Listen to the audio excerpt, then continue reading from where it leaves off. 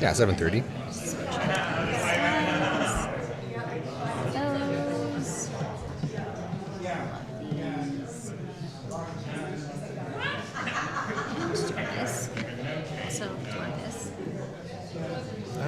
Yeah, sure. Okay.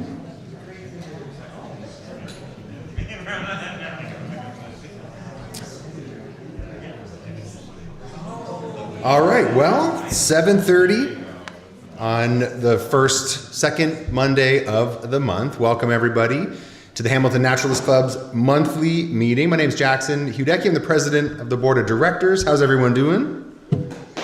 Great. I don't think I've ever done that. It's not a concert. Yeah, start singing. Okay. Happy you're here. No, welcome to, is it false spring, are they calling it? I'm going to ask you to shout out in a second any nature sightings that you've had lately. If you haven't had a chance to run out, though, and get a snack, by all means, you can go do so now.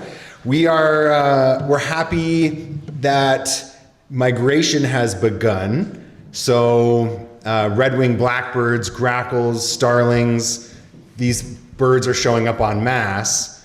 But one of the real telltale signs of spring are waves of turkey vultures, which we're seeing today. But also something magical happened at 5:08 a.m. at McMaster Forest. Rob Porter, what was it? I don't know.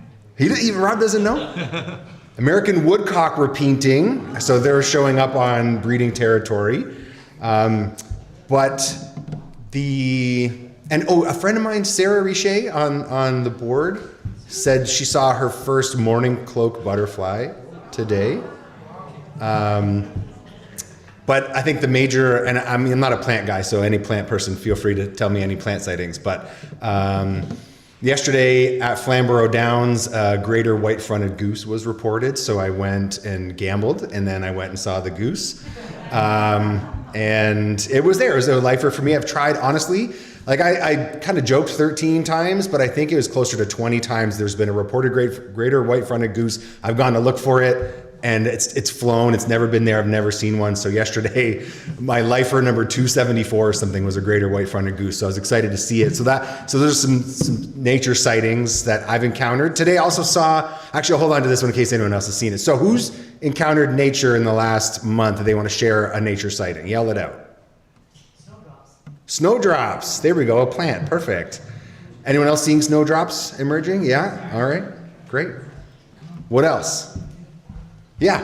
We saw killdeers today. Killdeers. That's great. And how many? 2 at least. 2? Yeah. Excellent. That's great. Goldfinch. Goldfinch. And they're starting to their plumage is starting to shift a little bit too. We're starting to see a bit more pops of the yellow coming in. That's great. Thanks. Yeah. I saw 2 huge V's of swans fly over the backyard today, but I don't know which ones they All right, birders, what were they?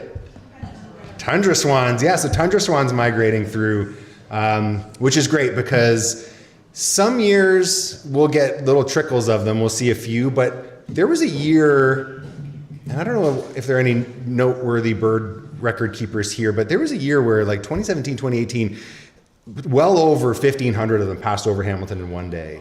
And it got to the point where online someone was like, hey, we get it, there are tundra swans migrating.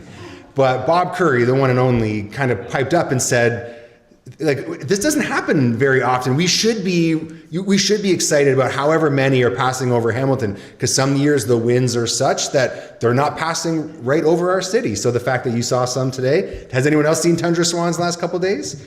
I guess there's 600 of them between Coots and the Bay right now.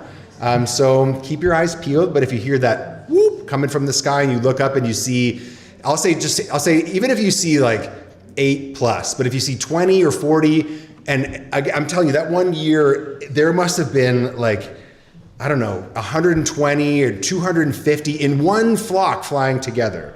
So this is a really great time to look for tundra swans. So good sighting. What else? Sandhill crane? Awesome. Where was that? Out near Linden. Very cool. Awesome. Thank you. Nature sightings. Well, this morning I was going to my van and I was listening to Pine Siskin, which have been loving the Strathcona neighborhood lately. I've had them in my backyard. Lennox, have you had Pine Siskin in your yard yet? Okay, well, so I'm listening to Pine Siskin and I start to film the tree that they're in, and I look down and there's a skunk standing 6 feet away from me. I was born without a sense of smell, so I didn't know if it had sprayed. So I just was like, okay, well, I guess I'll stop enjoying the birds. But spring is doing its thing, which is great. But it's supposed to cool back down again. So if you're watching at home and you're thinking about raking the leaves up that you've left from last fall, don't do it yet.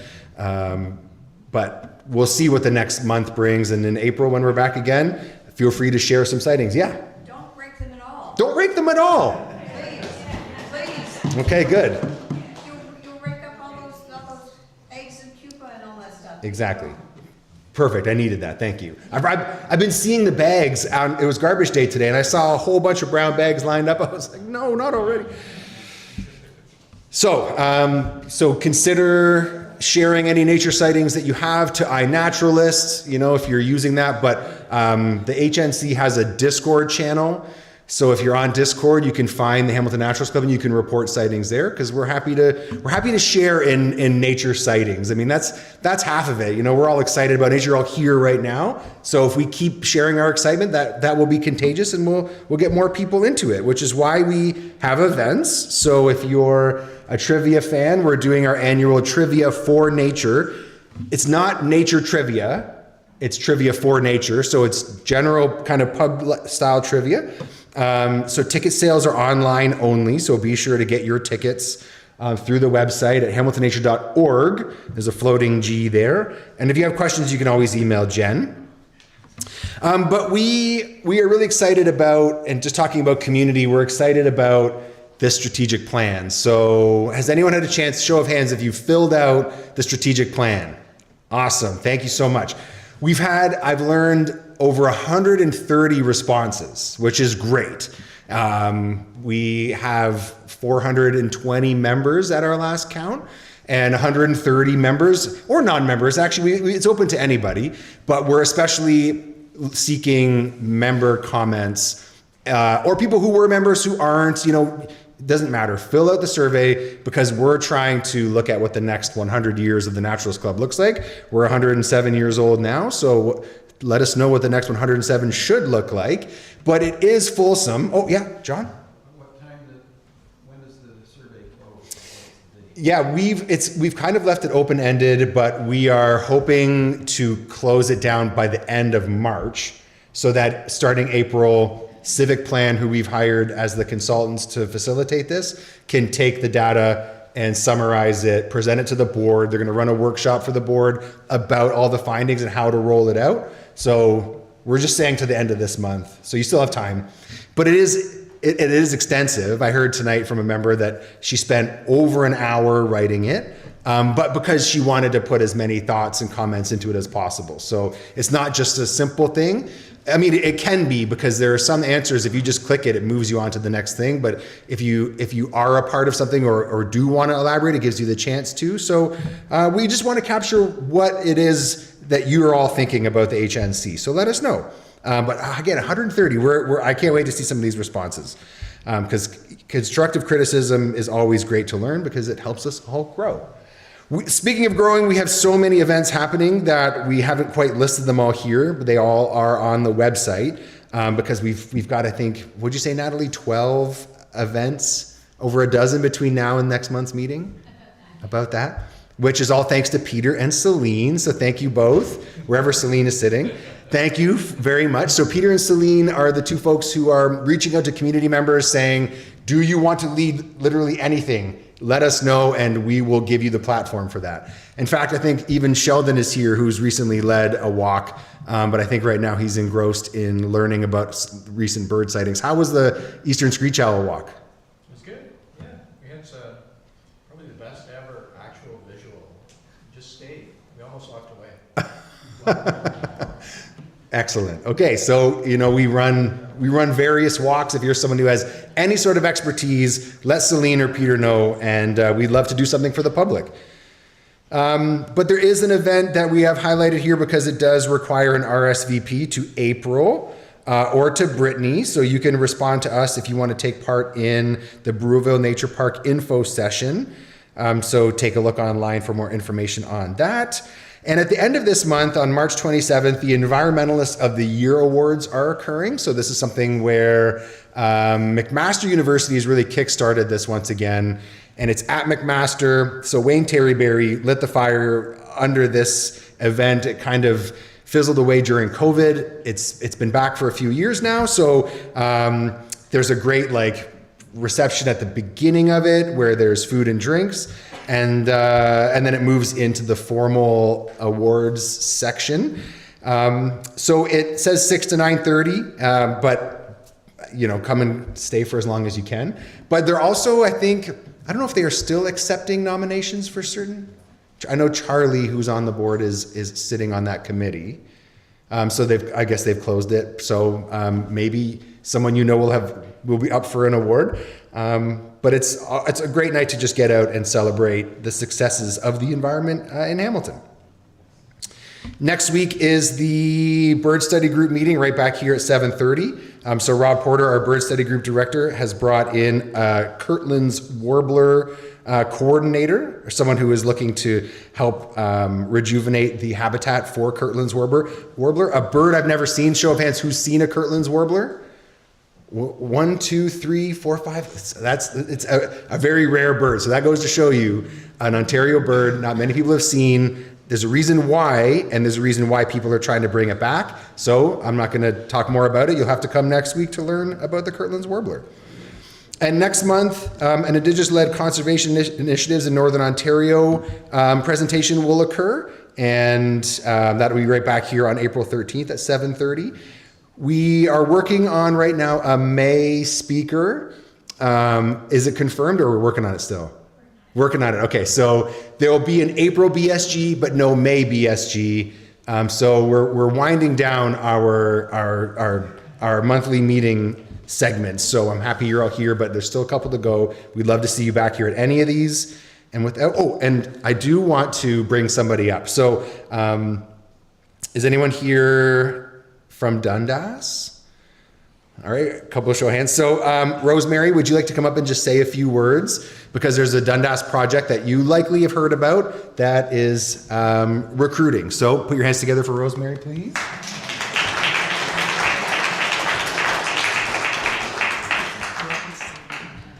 Well, thank you, Jackson. That was wonderful of you.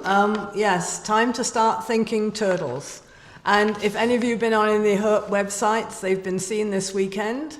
They come out to bask in the sun, and even some babies have been emerging from nest sites that winter over in their nests. They are creatures that seem to be adapting to climate change and all sorts of things that are happening. So we're really lucky in Dundas that Dundas Turtle Watch has been going for about 15 years now. And at the beginning of each season, we have people that leave the organization and the people that want to come in and learn about turtles. We provide a really extensive education program and you are mentored with other turtle watchers who've been doing this for a while when you go out on patrol. And when you volunteer, a minimum amount of time is 1 to 3 hours on one of the patrol routes. They're along the Spencer Creek Trail and behind the Hydro 1 substation from the West Pond. So the turtles come out of the water and nest there. We have 11 man-made nest piles that have been created to help the turtles find somewhere to nest. We then cover those nests if we see a turtle nesting. And we covered 45 last year. And we released over 800 baby hatchlings back into the marshland. But probably only one of those 800 will survive to be a mature turtle just because of roadkill still. Even though we have fencing, people still drive and kill them. It's still really sad, but we do try. We do have a hotline number, which again, if anybody's interested in learning how to first aid turtles, our man that's doing that is going to retire at the end of the year.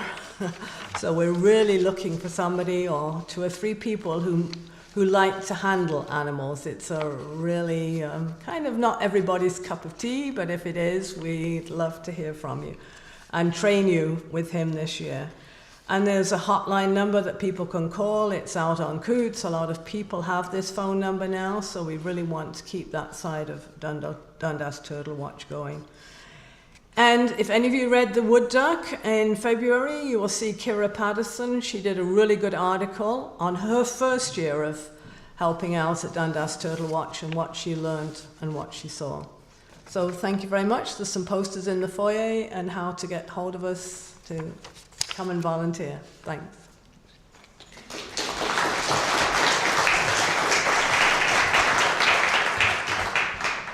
Thank you so much. Yeah, I mean, the Naturalist Club got started through volunteerism. The Bruce Trail Conservancy got started through volunteerism. The Falcon Watch program got started through time is of the essence for everybody. So anytime you have time that you can give back to something, nature appreciates it. It needs it the most. So thank you and good luck this year to everything with the Turtle Watch. Okay. With that said, I've been given no biography from either of you. So I know nothing about you. I'm not going to read anything at all. You can let everyone know who you are. But tonight's speakers, let's put our hands together for Lindsay and Sean.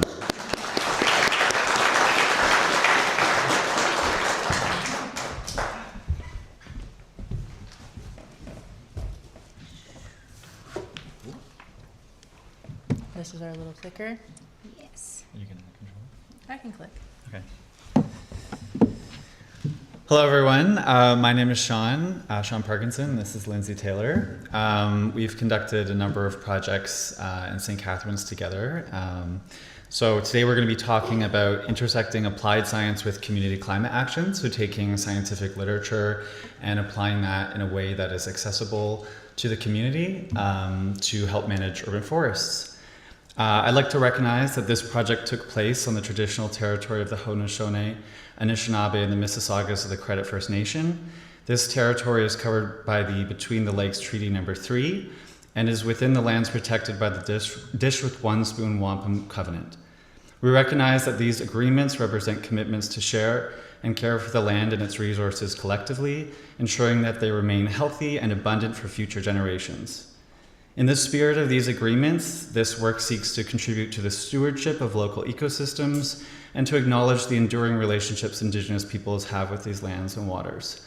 So specifically for our project, we're looking at how does the management of urban forests, our urban forests in downtown St. Catharines connect with our natural lands that are neighboring that. So just a bit about myself. I have a bachelor's in ecology and plant sciences, postgraduate from Niagara College in environmental assessment and management, which Lindsay always reminds me should have been in ecosystem restoration. I am an urban forester and I am an ISA certified arborist. I'll pass it on. Sure. Good evening, everyone. My name is Lindsay Taylor. I did partake in the ecosystem restoration program, regrettably without Sean, and as such became a certified ecological restoration practitioner in training. I'm currently pursuing a Master's of Science in Earth Sciences, where we're modeling green infrastructure in downtown St. Catharines. And during my studies, and hopefully to help fund my studies, I founded Taylor Tree Care, which is an arboricultural consulting service that I provide tree planting and planning consulting to municipalities across Canada. Oh, just a fun fact, the photo of me hugging the tree, that is a hemlock beech forest in Pennsylvania, both of which species, of course, are sort of threatened by pests at the moment. So if you ever get a chance to see those forests, they are incredibly beautiful. So, oh, is it me still? So today we're going to be talking about the natural and cultural history of downtown St. Catharines, just to give you guys a bit of context. Then restoration considerations for urban forests. We're going to take you through our case study of urban street trees. We did publish a report that is available online if anyone wants to take a look.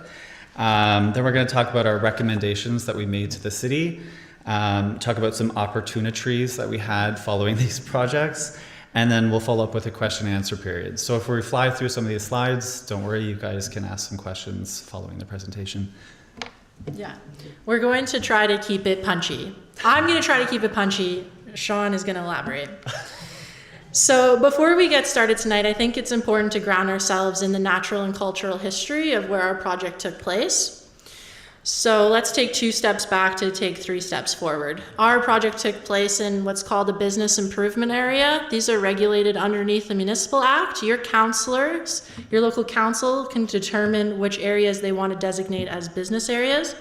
Part of my role as sustainability director was to essentially sustainably develop our downtown. But for me, this all connects back to the land and the importance of our urban ecosystems and facilitating that sustainable life. So as you can see outlined here, that is our business improvement area. Along the bottom here is 12 Mile Creek, and it outlets into Lake Ontario, which we all know is a major drinking water source, not only for ourselves, but for our comrades to the south. Originally, this watershed was an important trail network and food source for Indigenous folks, and later was transformed by European settlers into a major canal system and mill network. Also notably, our downtown is part of the end terminus of the Freedom Trail, so there is a rich, very rich Black culture within our community. Currently, as I've mentioned, we are a business improvement area, and also the home of the aspiring Niagara Geopark. If you haven't heard of the Niagara Geopark, I highly recommend you give them a search. From an ecological point of view, our downtown is made up of the shoreline of glaciolacustrine deposits. What does that mean? We have a specific deposit of sand and gravel, which makes it incredibly difficult to develop on, but a very important area for freshwater habitats and remnants of Carolinian forest, which brings me, I suppose, to our connections to restoration for urban forests. One thing that was very important to me working downtown was storytelling. And these honey locusts here are at our trailhead that connects into 12 Mile Creek. And I'd often make this joke that there were a bunch of grandfathers all having their morning coffee and discussing politics. These grandfather honey locusts are the most common tree downtown, and we'll get into that a little bit more. But they're currently under threat from a stand of Tree of Heaven. Yeah, so when we think about restoration in urban areas, we use this continuum here. And we kind of bounce back between reducing impacts from society and remediating areas that we've caused harm to. I'm going to take you back to August 2012, where the trailhead was this beautiful transition zone, a little bit of upland forest and transition. They stripped all the vegetation to create a construction staging area for a new bridge development in the area, which was just back here.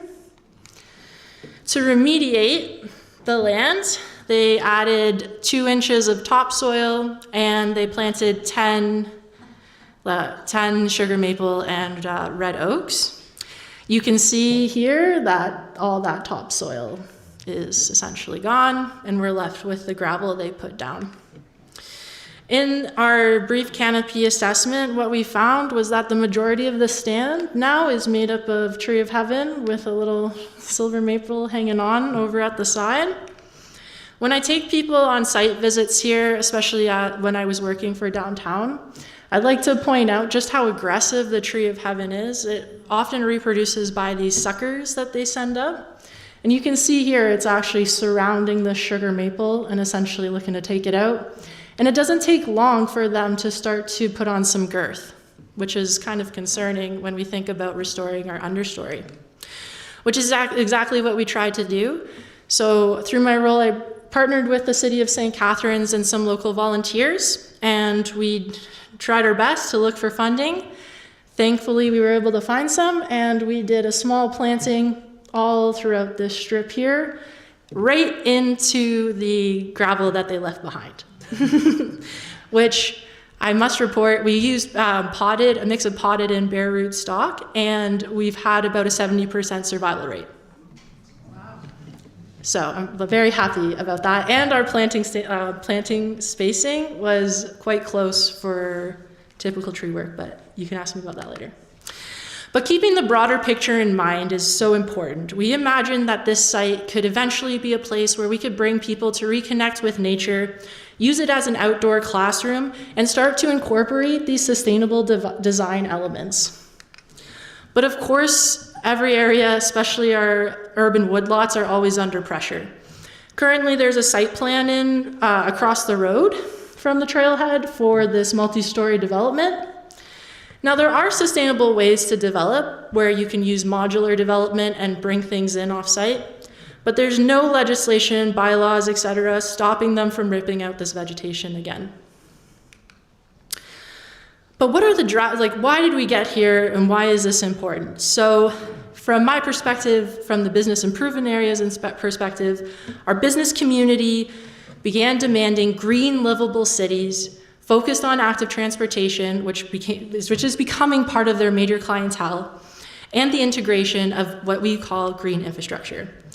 However, there's this challenge from the municipality's perspective of meeting the service level, aka what residents want, at the level of service they want, which is the quality. So we have all these services we have to meet and these high expectations from residents.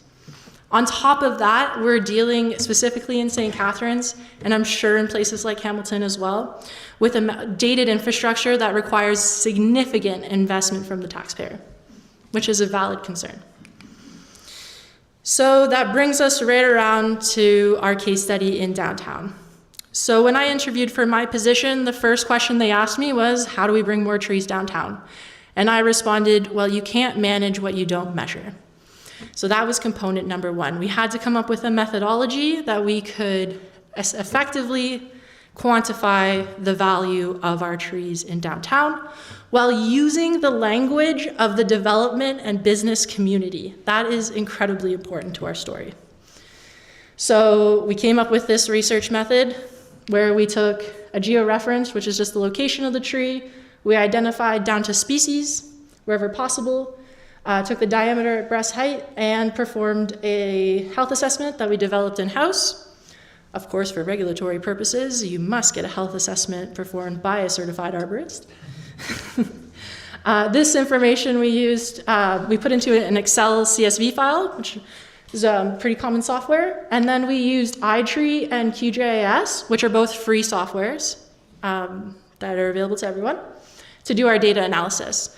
We also pulled information from Niagara Open Data. Most municipalities or upper tier municipalities have open source data. We'll talk about that a bit more, but that's really key to building this, to building our research. So we pulled open source data from 2016 that the city procured from Davey Tree. They did an inventory across the whole city. We just localized it to our downtown. And then we compared it to field research that we did as a part of our census in 2022. From here, we took that information and put it into what's called class intervals. So we use class intervals in urban forestry to tell a story about the life history of a tree. So you can see here, and this is generalized, you can see here we start at class 1, which are trees under 10 centimeters, then go all the way up to class 4, which are trees greater than 50 centimeters. Not every tree is going to reach that amount of girth, but it helps us to generalize trees, especially if our end goal is improving the canopy. Like if we're trying to develop our canopy, having multiple classes that go above 50 centimeters is incredibly important. I'm also a big fan of simple statistics. I don't think you need to overcomplicate things. So as you'll see here, I've highlighted two simple statistics for you. One of them was our range. So pretty comparable between 2016 to 2022. The range of trees went from 4 centimeters to about 90, and then from 2.3 to about 72. The standard deviation, which If you do some statistics, you'll know you really want, in a lot of cases, you want your standard deviation to be low, but when we think about trees, you want your standard deviation to actually be higher. You want a greater diversity within your urban forest. Lastly, just to note, carbon storage between these 2 years went down, and we'll talk about that a bit more with the loss of mature trees downtown. Which leads me to my next point. So here you can clearly see a street image from 2022 to 2023. We lost a beautiful, beautiful tree here on the corner of King in Ontario. Oops. I'll talk a bit more about that when we benchmark against Guelph, because you'll see just how beautiful and diverse their canopy is. So as I mentioned earlier before, we have Niagara Open data. Guelph has Guelph Open data. I would bet some money that Hamilton has Hamilton Open data as well. So we took that data and we took it from Guelph BIA and we compared it to our downtown. You'll see when I talked about those simple statistics, the range in Guelph goes all the way up to 180 centimeters. Our largest tree in downtown St. Catharines is 72, for context. Another statistic I love is the mode. So the mode is the most common variable in your data set, right? Which measurement comes up most often? And you'll see in the Guelph data set, the tree measurement they most recorded was 37.5 centimeters, and in St. Catharines, it was 6.2. Right. Standard deviation comes up again here. You'll see theirs is a slightly higher. I'd attribute it to their larger range, whereas again, ours is much smaller. But important to note from a biodiversity perspective, you'll see in both cases, the honey locust is our most common species. And with that, I'm going to turn it over to Sean. Thank you. Thank you, Lindsay. So this is just an example of Kitchener's online inventory. So this is accessible to the public. Through this, you can access the species identification, the size of the trees, and sometimes you can get health status as well. Most cities do have online inventories. Again, this just helps us measure our canopy, and then we can track those changes over time, which is very important if you want to assess whether your canopy is staying healthy or hopefully improving. Do I just click it? Oh, that's the laser. Okay. This one? The arrow. Okay. Yeah. Woo. So here's a chart of a bunch of benefits that we can get from trees. Now, depending on who you're talking to, you want to know your audience, especially as an urban forester. Not everyone, unfortunately, cares about ecology, so you can't just tell them like it's a beautiful native tree. They might not like it because it has leaves, so it's not going to work very well. So you might choose something else. You might go for an economic value. So trees can increase property values. If you go to affluent neighborhoods, you'll notice a lot of them are heavily treed and have large mature trees. That can also be a discrepancy between services to those communities, but you will notice that they have strong canopy. They can also reduce energy costs. So some people might find value in that. It can create windbreaks in the winter to reduce heating, but also increase shading and cooling in the summer to reduce heating costs.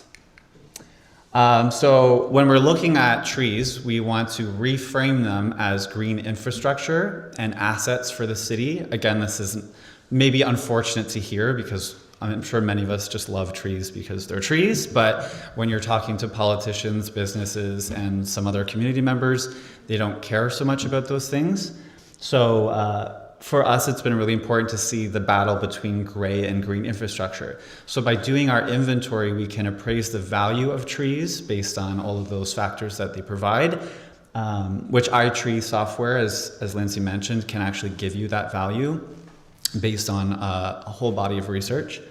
But you can see here in the St. Catharines example on the left that they are redoing the sidewalk and in so doing cut the entire root ball of that honey locust, which we have since noted has declined severely. So what is the city prioritizing here when they're letting their green infrastructure decline by replacing a sidewalk?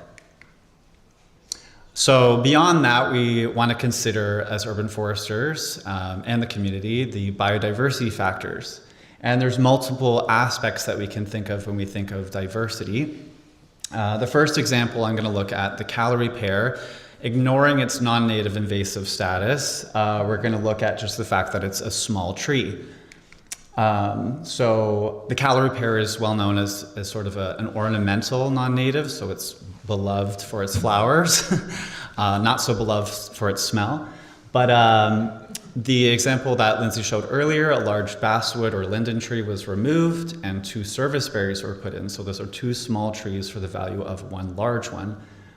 As you can see here, so on the right is Geiger et al.'s research that shows that large trees at maturity can be 2 to 6 times more valuable as infrastructure compared to small trees at their maturity. So it really highlights the importance of planting larger stature trees, and not only planting them, but making sure that they reach a mature state, which requires maintenance, sometimes soil remediation, and proper care. So you can see that the calorie pair is on the smaller end there, and then you have larger species like sugar maple and bur oak, obviously depending on the site selection, of course. And I would move black walnut down below pin oak if I were to be picky. So the next consideration is the honey locust, as Lindsay has mentioned many times. So in St. Catharines, the honey locust comprised 43%. Yeah, I got that number right. 43% of the canopy. So if there were to be a pest that were to invade and attack honey locust, that would be a major loss to downtown. Thankfully, that is not currently the case, but it just sort of highlights, in the past, there was a huge reliance on ash trees, and before that, it was elm trees. And of course, we know about the pests and diseases that have affected those. So we want to consider when we're planting, how are we diversifying for resilience against climate change and pests? And right below that, you can see calorie pair. I can't see the number. 16? So 16% calorie pairs. Why do we have so many calorie pairs when they're not only non-native and invasive, but small trees that are not providing much shade to the community? The final example here is Siberian elm. So for this example, again, it's not necessarily about its invasiveness, but it's a large stature tree. So in 2016, they had 9 large stature trees downtown, St. Catharines. By 2022, there were only 6. And since then, we have lost at least 2 more. So we're really getting down to just a few large stature trees left in downtown St. Catharines. For this one, we consider the fact that, yes, the Siberian elm is invasive. It does hybridize with red elm, so those are 2 large concerns. But when we're looking at invasives, do we just go and chop down all of our non-native specimens? In this case, for St. Catharines, that's about 37% of their downtown canopy. Not all of those species are going to pose the same risks as others, so you want to assess each species in its own context.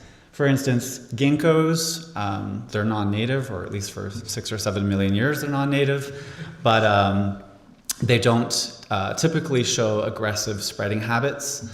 They don't really provide much ecological value, but if they're providing green infrastructure value, why we wouldn't cut them down, basically. But so we might prioritize other species that are more aggressive and invasive. And this is just an example of why that invasiveness is so important to consider, because we see here again the tree of heaven, which is also downtown St. Catharines. There is one on a boulevard even. Those can spread into adjacent areas and outcompete our native species. So that is me crying, tears of joy. So some other issues that you can face in urban forestry is oftentimes nurseries do not label their stock very well, or the nurseries that they source from do not label their trees. So I came across a situation in an undisclosed city where there was a bunch of magnolia being planted, and they were meant to be cucumber. Is anyone familiar with cucumber magnolia? Yep. Okay. So it's the only native magnolia species to Ontario. It is the most cold hardy and is a very large tree at maturity. There's one other magnolia family tree. Does anyone know that one? Tulip tree, yeah, perfect. So it's not a technical magnolia, but it is part of the magnolia family. So when I was doing these inspections, I found out that most of the trees that we were getting were actually non-native, some of which I believe are Cobus magnolia, which the RBG has labeled as an invasive. So this is just an example. You can see a very clear difference. The cucumber on the left has these bright green, sort of inconspicuous flowers that come out with the leaves. The leaves are large and droopy and have pubescence on the underside, whereas these non-native ones, they flower with white, sometimes purple on the flower as well, and they come out before the leaves, about 2 weeks earlier than the cucumber. Other examples, again, the redbud, very controversial tree because most people tout it as a native when there is no evidence of it being native to mainland Ontario. It has been found on Pelee Island, which some believe was planted by people. Regardless, Pelee Island is not part of mainland Ontario, so for whatever geographical or historical reasons, this tree did not make its way into Ontario. And the reason why it's concerning is because they are prolific seeders and they spread very aggressively. So even at the RBG, we pulled out hundreds of red buds because they were crowding out existing or surviving American chestnuts. And once those buds were removed, the baby red buds, the American chestnut, which had not grown for 5 or 6 years, jumped 3 feet in 1 year. So it really shows the impact that even though this is a near native species, or you could consider it a migrated species, it still has a large impact on local ecology if it is not, if our sensitive ecology is not used to its presence. And I won't get into the last part, I'll move on because I'm starting to ramble. Anyway, so here's just another example of how we can be more innovative with urban forestry. A lot of these species, of course, you would not plant just anywhere in an urban space, and some of them you might not be able to plant at all just because of the poor conditions or the site expectations. But it just shows that there are other options than calorie pears and other non-native invasives when we're looking at, say, planting under hydro wires, which is where small trees would be a good idea. So I'm going to move on to recommendations. So all of our work that we've done is driven by community action and volunteering. So this is how we can show the important changes from those commitments. So we have 6. We want to reclassify street trees as natural infrastructure and capital assets. We want to establish partnerships to achieve those goals. We want to hire an urban forestry technician for the city of St. Catharines. So we actually delegated to the city when they were trying to outsource their entire department, which was lovely. Oh, you were going to get into that? Okay. Woo! But there is no forestry technician yet. So the next one is capturing the tree value and maintenance in relevant bylaws. We want to adapt location, biodiversity, and site preparation considerations, and improve connectivity between the downtown and the 12-Mile Creek. And by doing this, we want to push for a persistent and consistent inventorying method so that, again, we can track that canopy, we can maintain it, we can know how it's behaving and reacting to urban stressors, and then reclassifying them through policy and asset management. Our global recommendations, so we want to invest in long-lived canopies with mature status, and we want to take care of those trees and invest in them. Also avoiding global homogenization that is basically everyone around the world finds trees that survive in urban environments and then pass them off to everyone else and they plaster them everywhere. The London plane is a good example of that, which is a hybrid between the American and Chinese, or I guess Asian plane tree. So avoiding doing that, because when you plant the same trees everywhere, you reduce local biodiversity and you homogenize cities globally. So, wrong button. I guess, am I passing this to you? Sure, Yeah. I'll take over. Okay, so now we have all the applied science behind us. How do we take that and drive change in our communities? So Sean and I have taken this research literally around the world and tried to make, again, a case for not only valuing trees as green infrastructure, but creating good green jobs that sustainably drive our community. And our current mayor, who had strong mayor powers, didn't seem to agree. You'll see here, Sean and I took part in delegating to City Council when they wanted to outsource the forestry department. We came together with community organizers, labor unions, business owners, and other leaders in our community to say, no, this is the opposite direction we want to go. In fact, we just finished telling you that we want you to expand your department. And I've heard there's some political action taking place in Hamilton as well, or some tree protection considerations being brought to council, which we're more than happy to chat about at the end. To build this sense of community, you have to do so with hope and with love. I know that sounds super corny, but it's true. Like, this industry can be very daunting and sometimes feel very hopeless. So to create this community of practice, when I was working downtown, we launched an event called Go Green. It was really just a celebration of our natural environment. We brought in the Bruce Trail Conservancy, the Niagara Geopark, and a few other associations to host this day where residents were invited to just take part in learning about our local ecology and shopping local, which we also believe is part of that sustainable future. As well, we all do our part on Earth Day. I'm sure everyone's picked up a garbage bag once or twice and led a cleanup for our downtown. One cool thing that we did with the Niagara Geopark that I wanted to highlight was this price tag initiative. We went around and attached these price tags to all significant trees downtown and had a scavenger hunt associated with it. So you could go around and learn more about the trees as you go and then submit your results to win a prize. Lastly, we were beginning to develop an adopt a tree program downtown, but politics to the south changed and the business community had to adapt, and they went with a different direction, unfortunately. But that didn't stop me, and it won't stop me. My master's currently is focused on site-level modeling of green infrastructure. And while we think of the urban forest usually as that big canopy and these big, large, mature trees, all layers play their role in providing ecological value. So we have currently 3 sites downtown, one at a local church, one at the Performing Arts Center, and one in a parking lot, where we will be installing rain gardens and modeling their hydraulic performance.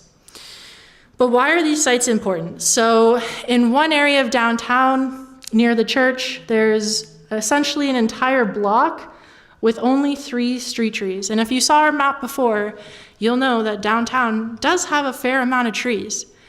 Also importantly to note, this area also has no public gardens. So we have 3 small stature trees, no public gardens, but this church regularly services the community. They provide shelter, they provide food, and they provide training and programming for the most vulnerable among us. So for me, this is a very important equity issue and why I've just loved having them as a project partner. And I look forward to developing a rain garden there. So what is a rain garden? Well, it's exactly how it sounds. It is a garden that is used to collect rain. It's just a shallow depression in the landscape that we use to manage stormwater. And they can range from really simple systems, which my master's focuses on, to more complicated systems with things like underdrains and bypasses. Basically, things that are way more expensive. Mine, hopefully, will be a very cost-effective measure that all residents and the city can utilize.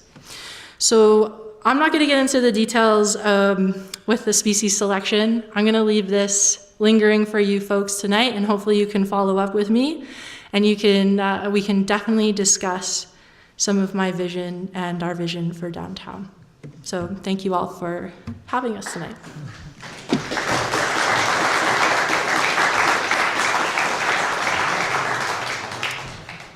Do we have any questions or comments? Okay, so because we've got how many, Rob? Like a dozen or more people watching at home. If you have any questions, we'll take them on the mic. So I got a hand here, so feel free to show me your hand so I know where to go next. So for calorie repair, how long has it been designated invasive here in Ontario? I know it's been invasive in the States. Yeah, so the calorie repair I don't believe is actually technically qualified as an invasive in Ontario. I would more classify them as a sleeper invasive. So for whatever reason, and I could be wrong, like I obviously haven't been everywhere, but if they're not being seen now as the climate changes, they could then become more opportunistic here.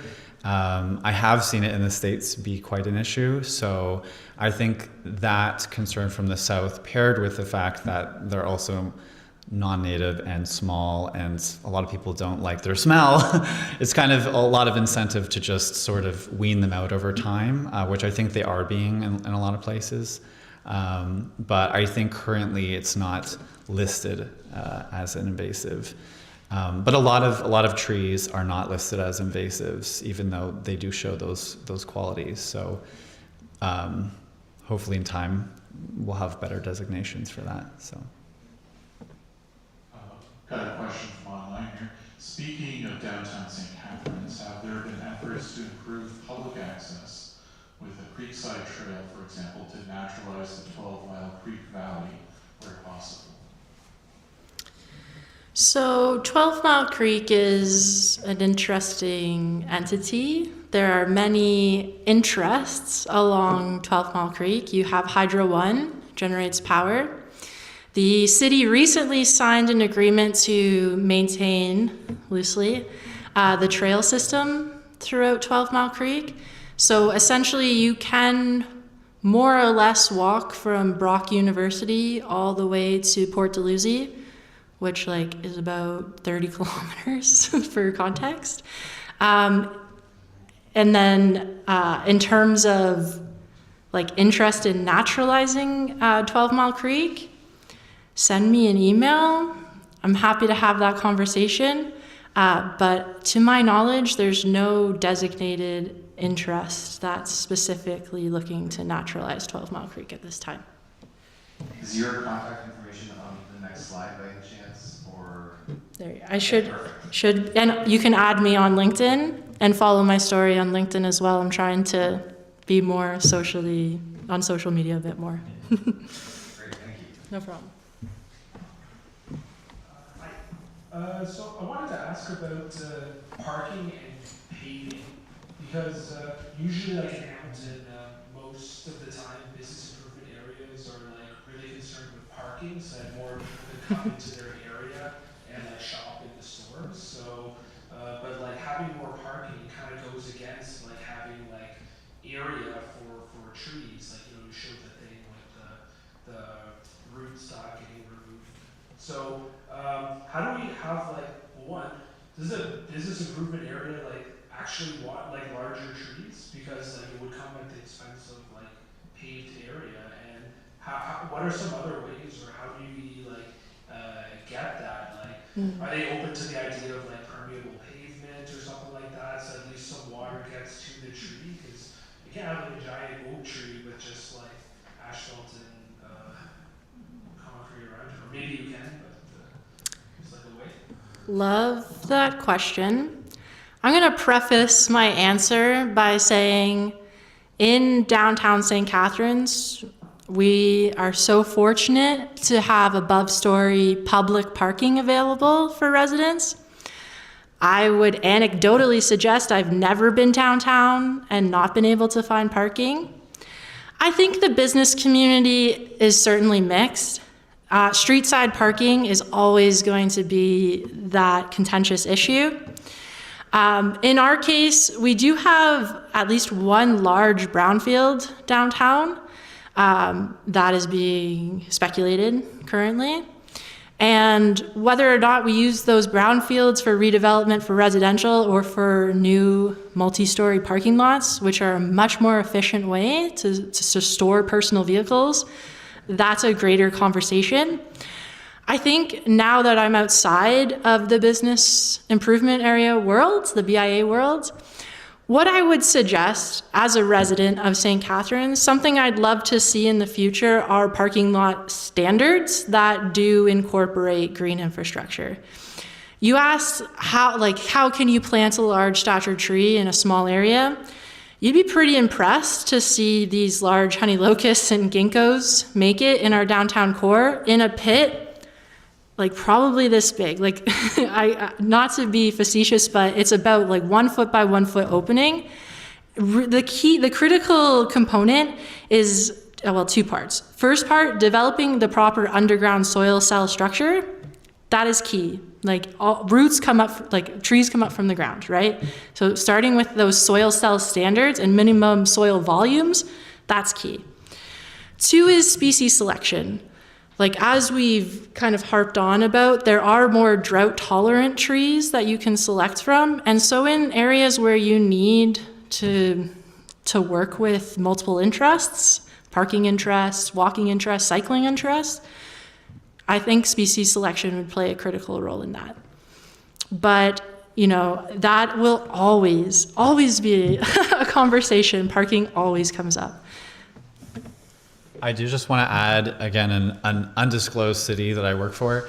They're installing a lot of bike lanes, and the irony of that is that in order to install these bike paths, they're actually ripping out all the trees, and then they're leaving so little space in some of these areas that we can't even replant trees. So the people who are going to be on these paths will have no coverage. So it's sort of, again, that battle between gray and green infrastructure, and sort of communicating between the departments to understand the value of that. Not only the money it took to put the tree in the ground and maintain it to survive, but then the value of the tree itself, which often is just ignored, as large trees are just cut down and then replaced with, you know, saplings that don't sometimes even survive. But this is a great question, obviously. To play off of that, earlier on in our presentation, we showed a few examples of tree protection zones. I think like when you're developing in a really big city and you're thinking about like reimagining space, including active transportation, there are ways that you can conserve trees while you do that. I know it doesn't answer your question about planting the trees in the first place, but we're huge advocates of keeping what you already have because it takes forever to get them to this state, right? So there are some examples where you can incorporate mature trees into your site design. I'm currently working with a developer to protect a willow tree on their property as they rebuild their house. And so it really comes down to your clientele and to the demand of your community. Here in Toronto, you see they use this fencing to essentially protect the critical root zone, especially in such a tight space. Guelph, obviously they had more room available there. But as you can see in the image for St. Catharines, like they cut it right back to the root ball. And they have arborists on staff. They could have had someone come out and mark out like at least a minimum amount of space to leave some critical roots. Because that's what the tree protection zone is meant for, is those critical roots. And unfortunately, we're just not seeing that. We're seeing these silos when it comes down to these gray infrastructure projects and not enough of this collaboration. So kind of went off on a tangent, apologies, but all of this comes down to like specific standards and site specifications that bridge gray and green infrastructure together. Sorry.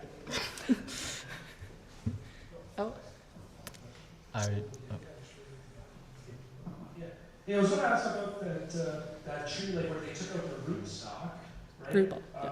But if it's in the scope for the construction company, then it's just like there, right? Like if you have the scope, like if they say like it has to be like the pavement has to be laid out this way, how do you stop that from happening? Like you said, like there should be standards in that, right?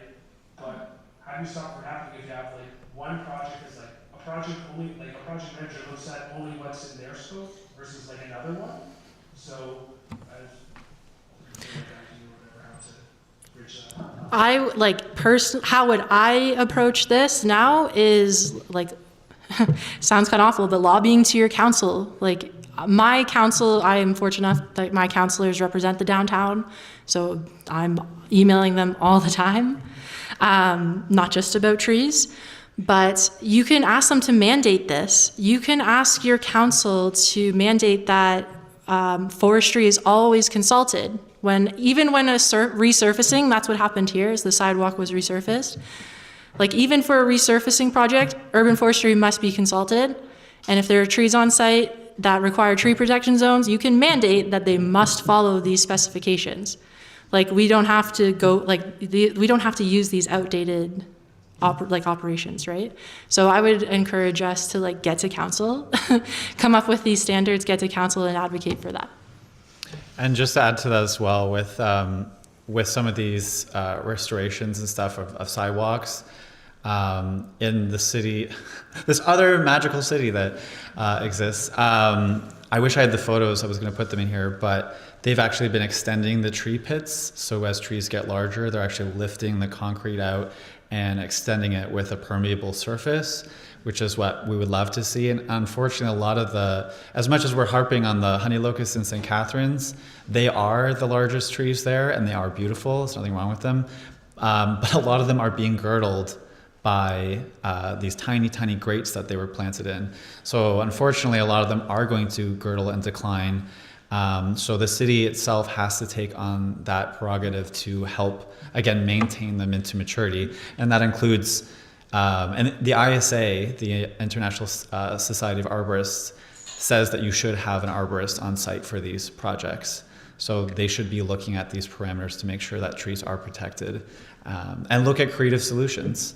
A lot of sidewalks were replaced in downtown St. Catharines a few years ago, and these are massive sidewalks they have, probably the biggest ones downtown, and they didn't put in a single tree.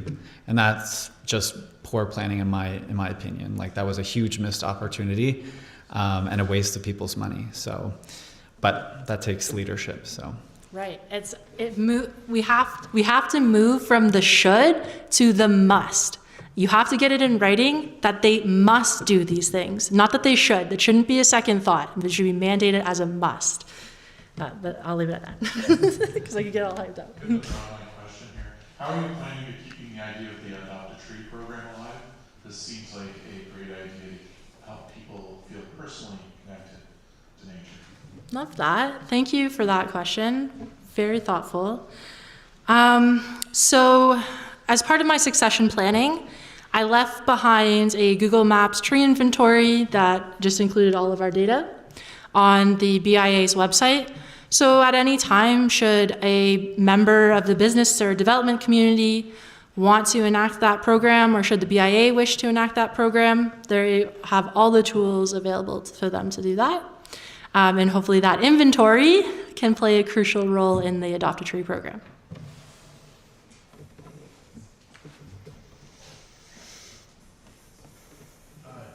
Two questions. The first one I think is fairly brief, but is there a city or two in Southern Ontario that is really doing an outstanding job in terms of the whole tree subject? Coverage, planting the right things, protecting things. I'll let you take that one. I think every city is doing different things. So some of them are leading in bylaw, some of them are leading in their planting lists and like species selection or greening efforts. I do think a lot of cities are really taking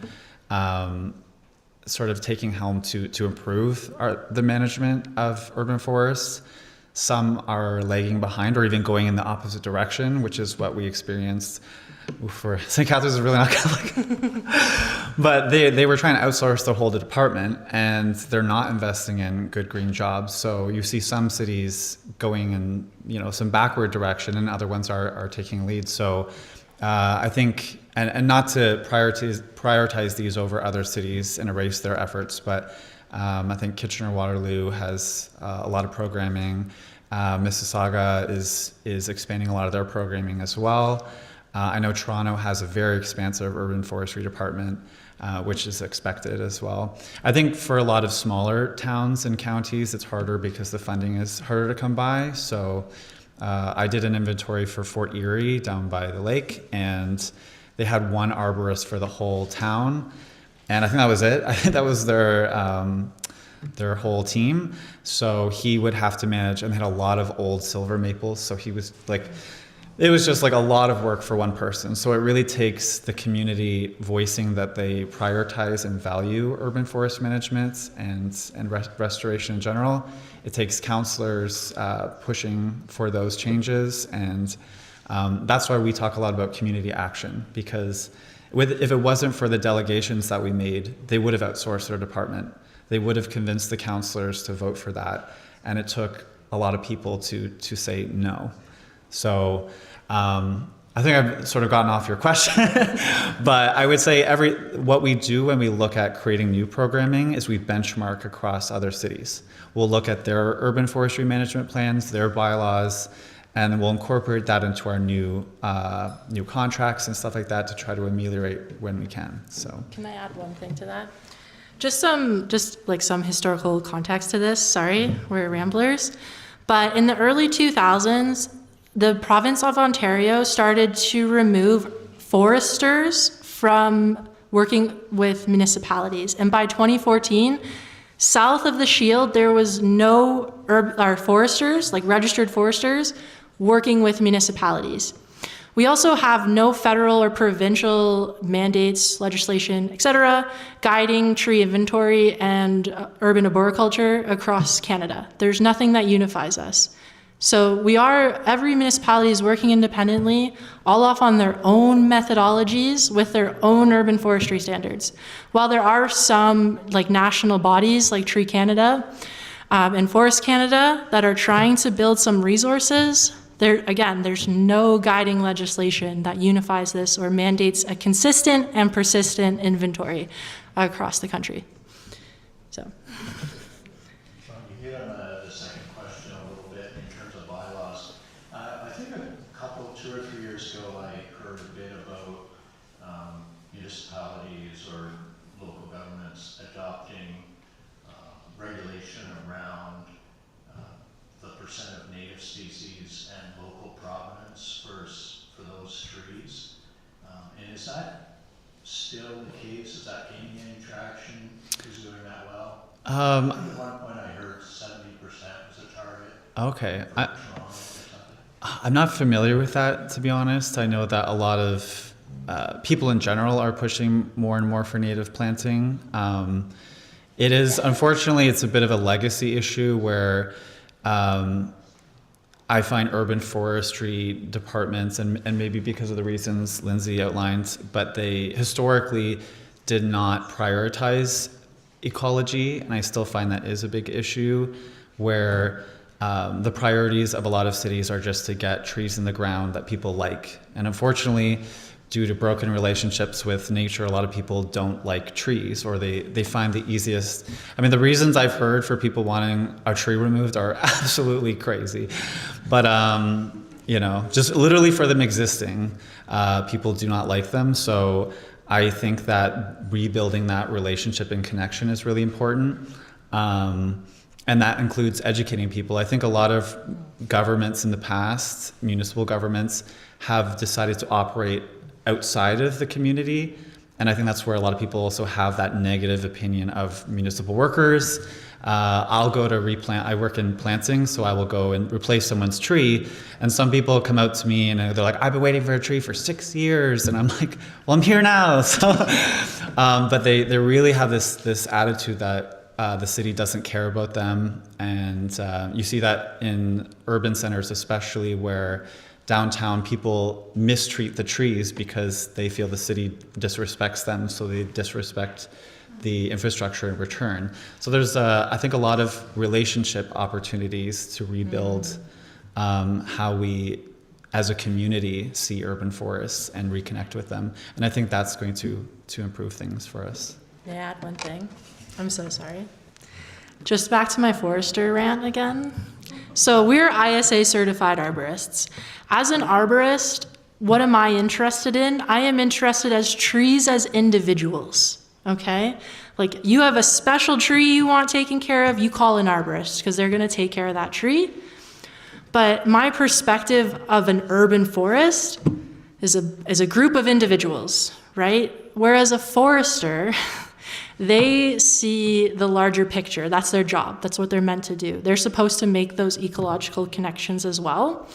And without that specialization within your team, or any sort of support from the province to the municipalities, like you're left with people like us, tree people who take trees as individuals and not a part of like this broader forest. Now that's changing, obviously, and we're seeing more urban forest management plans come, which is promising. But I think we all, like when we're thinking about the urban forest, we have to think about the team that takes care of it. And unfortunately, municipalities don't have all the players they need yet. And I feel like this is like a gag what we're doing. We just keep switching. It's like bridesmaids.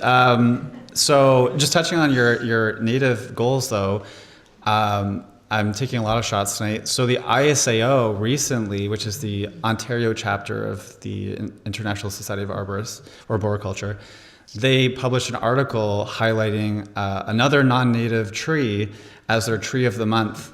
And Amur Macchi, which is a relative of honey locust. And that family is particularly known for being invasive.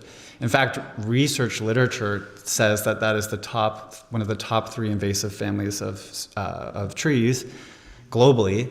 That includes black locust, which is very aggressive in Ontario, despite being native eons ago. And then the redbud as well, which is why I put a red flag on that one. Yellowwood is part of that too. So sort of why are we bringing in another non-native Fabaceae tree and highlighting it as the tree of the month just because it's a small stature tree that looks pretty? Like that to me is absolutely asinine, but the ISAO is doing it, so I don't know if there's any ISA people here, but that's just an example of maybe we are starting to push for native plantings, but then we're doing stuff like that is just very, confounding. So that's how it's looking right now. But I think it just takes calling things out and being diligent. So I guess I've seen a few hands up, so we still have a bunch of questions to get to, but Dale's here. Hi, I'm going to direct this to Sean. Sean, you referred to looking at some plant material at a nursery, and you realized they were actually non-native, even though they were described as native. Mm-hmm. How do I, with 100% certainty, go to a nursery and know that I'm buying something that is in fact native? Great question. Yeah, I would say my advice would be talk to your local conservation authorities. Some of them even have nurseries where they grow. So the CVC, the Credit Valley Conservation Authority, is that it? My friend actually just got a job where he's the nursery. He's going to be growing all of their plants, and they will grow specifically plants that are native to that watershed. So I think those are the best places to go if you have questions about what is actually native to your region. They're certified suppliers. Yeah, certified suppliers. So some nurseries will have certified seed collection where they will source locally. I had an unfortunate experience last year where I went to a nursery and I asked where they had sourced their seeds, and the person said it was local. And then she, without me asking, just told me that she went to people's front lawns and sourced off of the front lawn. And I was like, I didn't say anything, but I was like, you don't know where that tree came from. Like that tree could have been from anywhere, and now you're gonna, slap a native label on that and sell that to hundreds of people who are going to trust you as a supplier when unfortunately you didn't follow your due diligence and actually source locally. So, and this can get very complicated. It can get into local seed populations, which is a genetic concept, where our trees have evolved in these specific environments. They're isolated, so you can have a northern red oak from the States, or you can have a northern red oak from Ontario, and these isolated populations could have different genetic components or features, and that could be really important for disease resistance or climate resilience in the future. So again, I think looking for certified nurseries and talking to your conservation authorities is your best bet. an example of that, I know Verbinens grows a lot of locally seed sourced stuff, and they have a commercial website called Ontario Native Plants. So, but there's lots of other nurseries that are following suit to have that sort of standard. I hope that helps. Evening. I'm active in the construction management business, and so I'm often dealing with consultants, architects, landscape architects in particular. Have you been able to forge any connections with the landscape architecture community to help to facilitate a more broad-based awareness of their planting plans, and particularly as it relates to areas like St. Catharines? No doubt there was a consultant involved in that sidewalk rehabilitation project who didn't give the slightest consideration to the planting, existing planting. So have you been able to make any inroads in that community? Short answer, no. Unfortunately not. When I reviewed the site plan for this resurfacing project, there was no landscape architect, there was no arborist consulted. It was a product of the engineering department. So I didn't really have anyone to consult with on this particular project. But that is a great point. We didn't reach out either to landscape architects because, again, we're so focused, I think, on our own industry and arboriculture. Through my role as a peer reviewer with Growing Canada's Community Canopy program, I do work with other peer reviewers who are landscape architects. Do all of them, to take maybe the same approach? Absolutely not. They're also focused on, plants and trees as individuals too, to a degree, and what's going to look most beautiful for the site. And we're hoping to make a case for native trees and how beautiful native trees are. So that's definitely something that, growing those relationships is key. And those are some partnerships for the goal that we can absolutely, And preservation of existing resources, which they often disregard, chop everything down and restart. lollipop. Well, and I think that's, and you can correct me if I'm wrong, but I feel like that's a large standard here in Southern Ontario. Like, we have so many abundant resources. Like, I had the privilege of visiting Greece, and they are compact builders. They build and build on top of everything because they utilize the space and everything in it. All the existing vegetation, everything, because you have limited resources. We have so much abundance, I think we take that for granted. And I think that's somewhat reflected in some of our practices as well. Especially I showed you that earlier case study with the vegetation being ripped out, no consideration whatsoever for any of the existing trees. They definitely could have created this construction staging zone and left some mature trees behind. Engineers are a special breed. My dad's an engineer, so I understand. You got another question. I was thinking, is there any, have you talked to Brock University? Because I wonder if they have tree standards for their properties, and maybe, I assume they might, because, UG universities are pretty progressive with that sort of thing. So maybe there's a link with them and the city. I mean, they must have standards, so then, then you just basically don't reinvent them. You can just, reapply them. Right. No, that's great. I definitely have not consulted the maintenance team at Brock University. Can say Brock does not have an arboriculture or forestry program.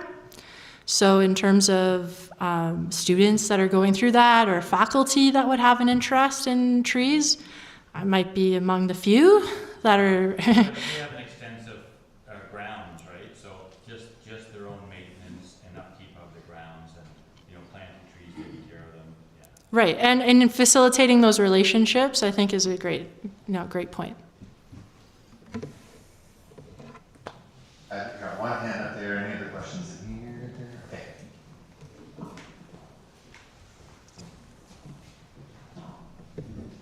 We've heard a lot about non-native trees being the big bogey. Is there ever a case for a non-native tree being a friend, a good thing? I can talk. So, of course, it's always important to distinguish between non-native and invasive. A non-native plant isn't necessarily invasive. So I sort of put those in a category I call ornamental species, where, you know, people value them for maybe their fall color or their flowers, or they just have a fun connection with them. And I think, again, that's where context is really important. We should be assessing each species individually. Again, ginkgo is a good example where it's not known to spread. It does get overplanted, but and they can change their sex, so they're going to start dropping their fruits everywhere, which is already happening. But like dawn redwood is another good example. It's a sort of favored tree that is non-native, or again, was millions of years ago. But I think there is a place for non-natives, but I think, again, they should be, if you're going to plant something, for instance, adjacent to a natural woodlot, you really want to know if it's going to have an aggressive tendency. So I've talked to certain foresters who've suggested if we're planting stuff, specifically if it's migrated stuff from the states that could still offer, you know, habitat for insects and stuff, but that we don't want to spread into our woodlots, maybe planting them more centralized in an urban environment or away from these. So basically taking more precautions. It's hard when nurseries are not following suit and then people are planting stuff all over the place. But yeah, I think, again, everyone. So a good example is Turkish hazelnut, which is a tree. I researched into that one. It cannot hybridize with our native hazelnut species. We have two. So its inability to produce viable offspring means that even if it were to breed with it, it wouldn't be able to proliferate. So I would view that as sort of a harmless ornamental tree. Whereas, let's see if I can think of some others. Again, like London plane trees can transgenerationally hybridize with sycamores, meaning they can keep hybridizing over time. So you could have a tree that's 10% Asian plane, and you can have 90% American sycamore. And the more it becomes non-native, the less compatible it is with our local ecology. So maybe insects can't eat the leaves anymore, or they can't lay their eggs on the plant. So again, every tree I think is contextual. I think if we're going to start looking at what we can plant that is non-native, we should be having more holistic conversations about each specific tree. American or European beech is another example where it can't hybridize with American beech, or yeah, European cannot hybridize with American because their reproductive stage happens at a different time. So again, that's a common ornamental tree that people have on their property. So I think we can make allowances where we consider the literature holistically. Could you put the list back on of the plants that you've suggested put in a municipality? Only because I've never heard of musclewood before. What? Oh my gosh. So, That's a hot thing. just for context, if you don't read this list too seriously, we literally just thought of a bunch of small trees or shrub. Carolinian, yeah. especially. No, it's no worries. I was like, what the heck is musclewood? Yeah. But there's some. I just was curious about that. So I do have a question to end off, which is more of a rumor that I'm hoping you can either add some weight to or not. But I've noticed in the last several years a practice of, and I don't know who's doing it, if it's like the region, I've noticed that rail yards are doing this, but when they prune trees or they're clearing the sides of ditches, they're bringing a machine on a tractor that has what looks like a lawnmower piece to the side of it, and then they're just driving and cutting everything with that. And I've heard that they're doing that so that they don't have to hire an actual arborist or a person who's chainsaw certified to go in and actually cut down those trees, that this is their way of doing it, like with just one operator. They just drive, and it's sickening. It's sickening to watch. You all of a sudden are seeing this row of plants that have just had their limbs destroyed, because it's done with a blade. Anyway, so this is kind of random because it's not specific to what you're talking about, but like, it just looks disgusting. So is there anything you can say about what that is, why that's happening, or how to get that from stopping happening? We can make a comment. So we have a group chat in St. Catharines. It's called Arbor STC. We're, Natalie, shout out. Arbor STC. We're just a group of, people that love trees. And we had this discussion recently because on one of our canals, they came through and chopped down a bunch of trees. But one member of our team sent a website that discussed how, I believe it was our local conservation authority was doing like a restoration planting in there as part of these activities. So if you wanted to investigate that further and ask like what's happening next and why is this happening, I would approach both the operator, like whoever's the property owner, and also like consult your conservation authority because they should have some interest in intervening in projects like that. But no, can't substantiate that directly anymore. No. No worries. I was driving down a regional road somewhere, and I was stuck in traffic, and it was because no one could pass this operator. And it was the first time I've seen it on like a backcountry road, and they were just mowing down everything along the road, and it was disgusting to watch.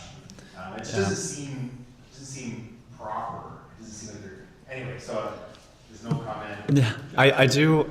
Oh, sorry. That might be disgusting, but the other alternative is they'll take them down at the ground and then you have zero trees. Right. Yeah. I do want to add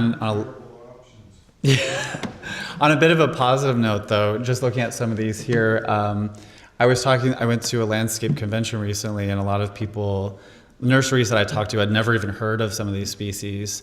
But then I looked through a lot of catalogs and I started finding some of them. So in a positive outlook, I am seeing a lot more overlooked species starting to be propagated in nurseries.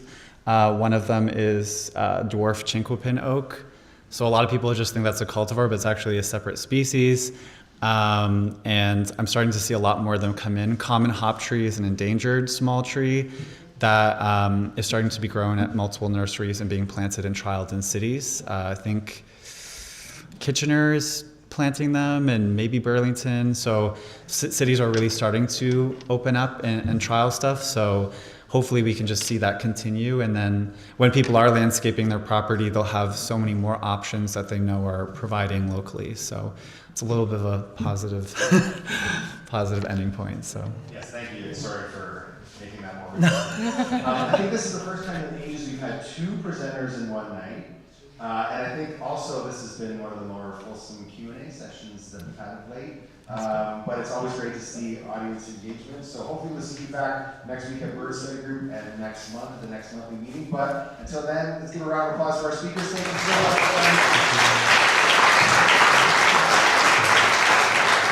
Thank you, everybody. Do we have that? Do we fist people bump? are going to see Eastern White Cedar, but like, what the hell? This is for you guys. Oh, thank you.